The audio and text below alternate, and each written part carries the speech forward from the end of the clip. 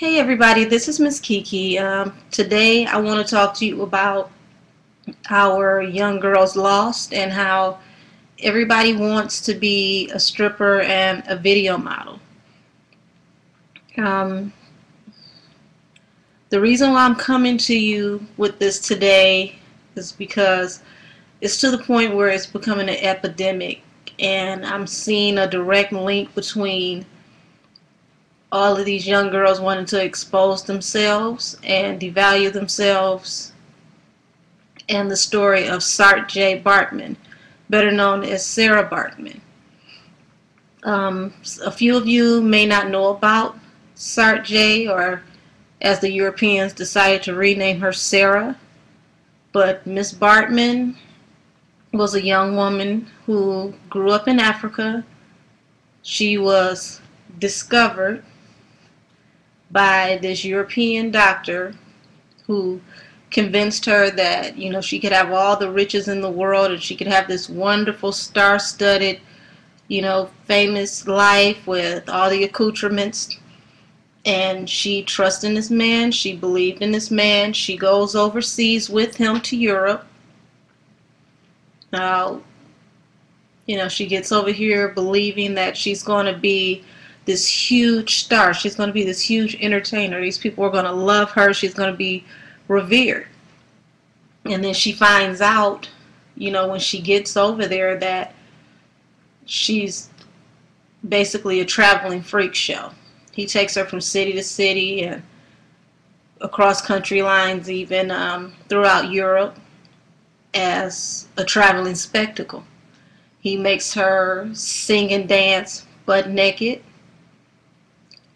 Him and the people who paid to see her perform made her engage in lots of drinking and drugs. They had her, strung out and cross-addicted so that they could take advantage of her sexually, and it would make her even more amped to devalue herself and expose herself in even ways that she wasn't already doing. This young girl, she felt like she would be able to do something that her family would be proud of. She could help her family. She could do all these wonderful things just following her dream. She had no idea that her dream was going to become a nightmare. She died at 25, penniless and disease-ridden, in the streets and the slums of Europe. And you would think that, they had put her through enough after making her a spectacle and throwing her on the street after they had enough fun with her and forcing her to work in carnivals as a freak show, that would be enough, but it wasn't. They decided to take her body and donate it to science and to cut out her womb, to cut out her brain, and to encase her womb, her vagina, for all of the European world to see in London. And it stayed in this museum on display for hundreds of years. Mind you, this happened to this woman in the 1800s. So this selling of the dreams to be famous and to be reviewed and to, have people come after you because you're beautiful and you can dance better than the next person and you look a certain way naked. None of this just started.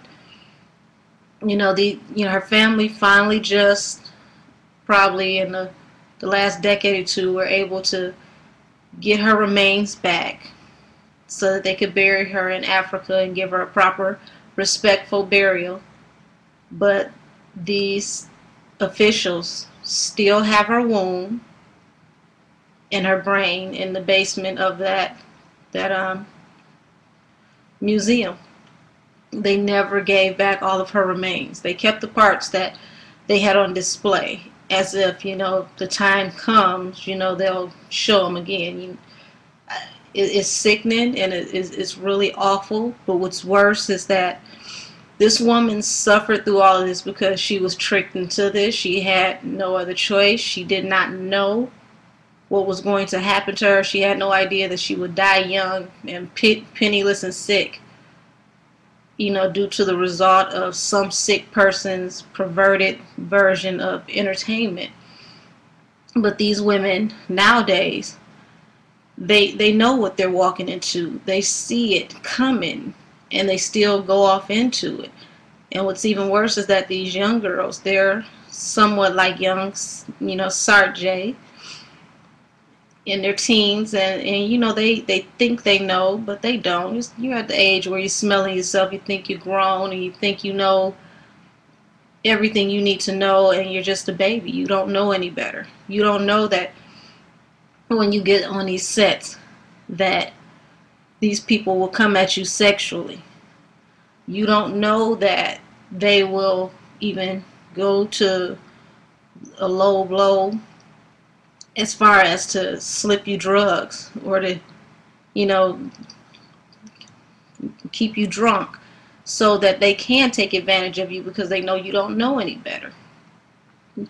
They'll even, string you out to the point where they get you to do live lesbian shows, or if you're really down with it, you'll make, lesbian scenes in their videos, whether you're a lesbian or not. And once you've gotten to the point where you get so down and dirty, you get so gritty to where you really don't have a line in the sand that you'll draw on what you'll do and what you won't do, just like that, it's over. They trade you in. They go find somebody younger, prettier, and dumber than you, and they start all over again. A lot of these young girls, they have to use a lot of drugs. They have to do a lot of drinking because they can't deal with the life that they're involved in. They can't, be comfortable in their own mind and their spirit. Their headspace becomes so cluttered that they avoid it by all means. And there's no way you can avoid yourself, so the only thing that you can do is to get high and try to escape everything that you've seen, that you've been in, that you've been a part of. But that's destructive too, because it tears up your body and just has you completely messed up. I mean, you look at, what's her name, poor Maya Campbell. My heart goes out to her, because here's a girl who suffers from mental illness.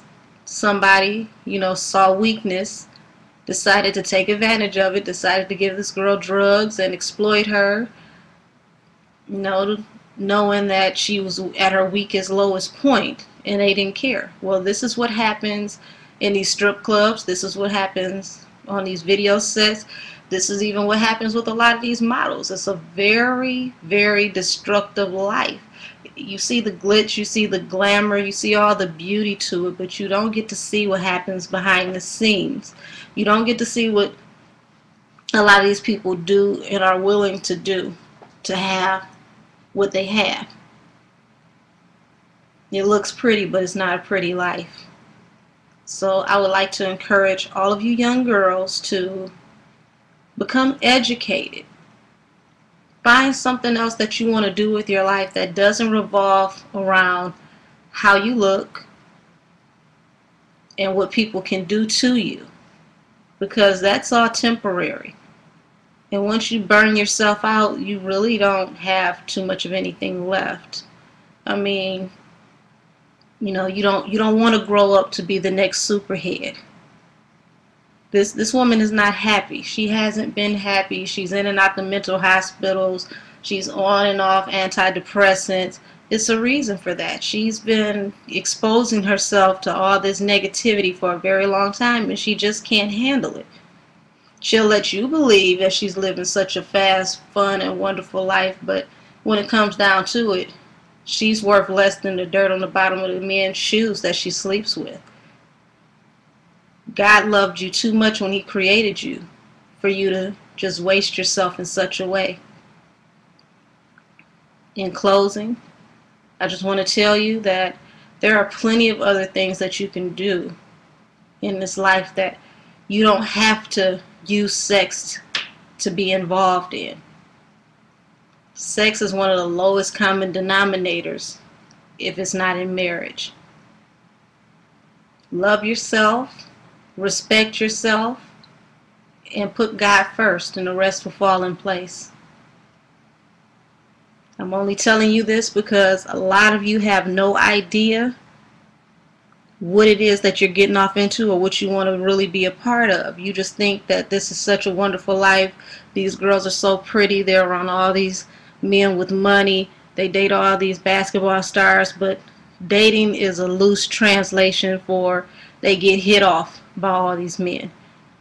9 times out of 10, these dudes, they hit it a couple times. Yeah, they'll take them on a trip or buy them a handbag or something, and if they look up, they'll get a car, but it's always on to the next. Very rare that they wife these chicks. It's time for us to know better and to do better. Don't be the next Saartjie Bartman.